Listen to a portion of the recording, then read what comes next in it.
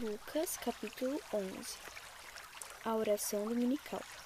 E aconteceu que, estando ele a orar em certo lugar, quando acabou, lhe disse um dos seus discípulos: Senhor, ensina-nos a orar, como também João ensinou aos seus discípulos. E ele lhes disse: Quando orardes, dizei: Pai, santificado seja o teu nome, venha o teu reino. Dá-nos cada dia o nosso pão cotidiano, e perdoa-nos os nossos pecados, pois também nós perdoamos a qualquer que nos deve. E não nos conduzas em tentação, mas livra-nos do mal. A parábola do amigo importuno. Disse-lhes também: Qual de vós terá um amigo, e se for procurá-lo à meia-noite, e lhe disser: Amigo, empresta-me 3 pães, pois que um amigo meu chegou à minha casa, vindo de caminho, e não tenho que apresentar-lhe. Se ele, respondendo de dentro, disser: Não me importunes, já está a porta fechada, e os meus filhos estão comigo na cama, não posso levantar-me para te dar.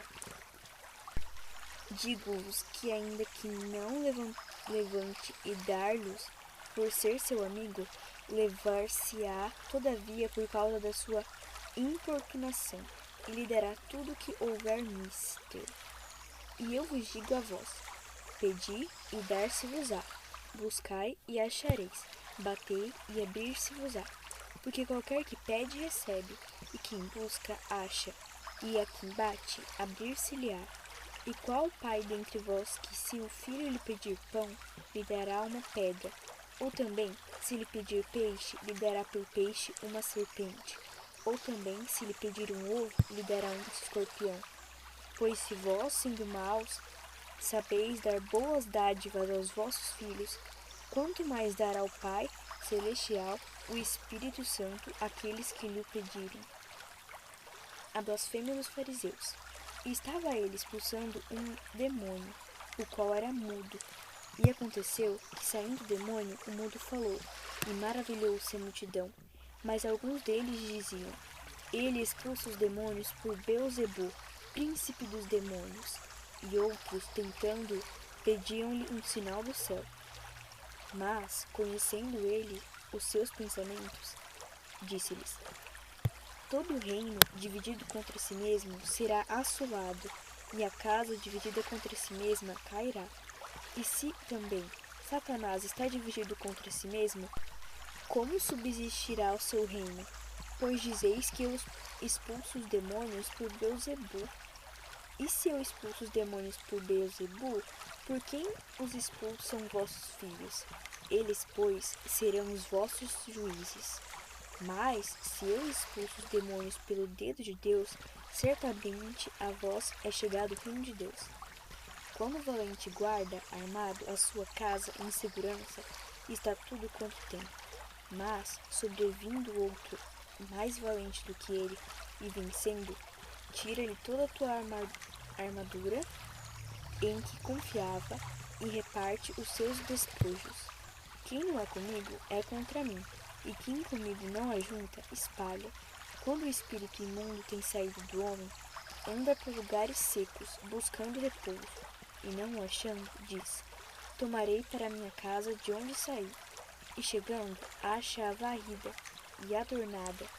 Então vai e leva consigo outros 7 espíritos piores do que ele, e entrando, habitam ali. E o último estado desse homem é pior do que o primeiro. E aconteceu que, dizendo ele essas coisas, uma mulher dentre a multidão, levantando a voz, lhe disse: Bem-aventurado o ventre que te trouxe e os peitos em que mamaste. Mas ele disse: Antes, bem-aventurados os que ouvem a palavra de Deus e as guardam. O sinal do profeta Jonas. E, ajuntando-se à multidão, começou a dizer: Maligna é esta geração. Ela pede um sinal, e não lhe será dado outro sinal, senão o sinal do profeta Jonas. Porquanto, assim como Jonas foi sinal para os ninivitas, assim o Filho do Homem o será também para esta geração. A rainha do sul se levantará no juízo com os homens dessa geração e os condenará, pois até dos confins da terra veio ouvir a sabedoria de Salomão. E eis aqui está, quem é maior do que Salomão? Os homens de Nínive se levantarão no juízo com esta geração e a condenarão, pois se converteram com a pregação de Jonas, e eis aqui está quem é maior do que Jonas. A candeia do povo. E ninguém, acendendo uma candeia, a põe no oculto, nem debaixo do alqueire, mas no velador, para que os que entram vejam a luz. A candeia do corpo é o olho. Sendo, pois, o seu olho simples, também todo o teu corpo será luminoso.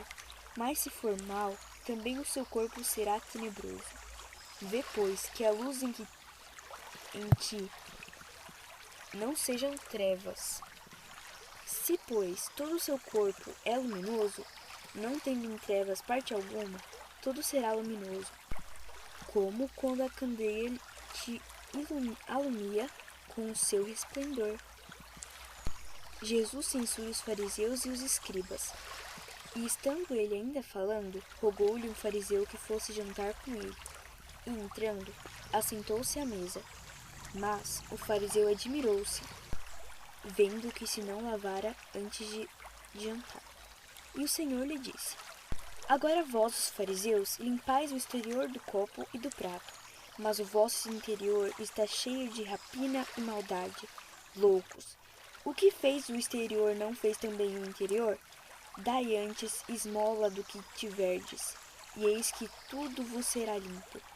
Mas ai de vós, fariseus, que dizimais da hortelã e da arruda e de toda hortaliça, e desprezais o juízo e o amor de Deus. Importava fazer essas coisas e não deixar as outras. Ai de vós, fariseus, que amais os primeiros assentos nas sinagogas e as saudações nas praças. Ai de vós, escribas e fariseus hipócritas, que sois como as sepulturas que não aparecem, e os homens que sobre elas andam não o sabem. E respondendo um dos doutores da lei, disse-lhe: Mestre, quando dizes isso, também nos afronta a nós. E ele lhe disse: Ai de vós também, doutores da lei, que carregais os homens com cargas difíceis de transportar, e vós mesmos nem ainda com um dos vossos dedos tocai nessas cargas. Ai de vós que edificais os sepulcros dos profetas, e os vossos pais os mataram.